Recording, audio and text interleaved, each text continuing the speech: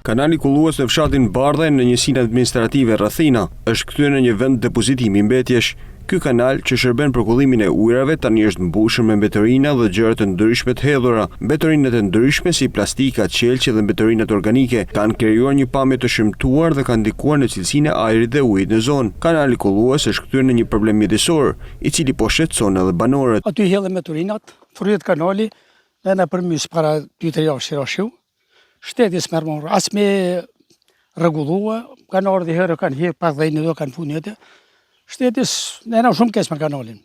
Edhe kur shterët ujtu edhe mund të krijojnë çelësira. Pra i kërkojmë shtetit që ndonjë nda.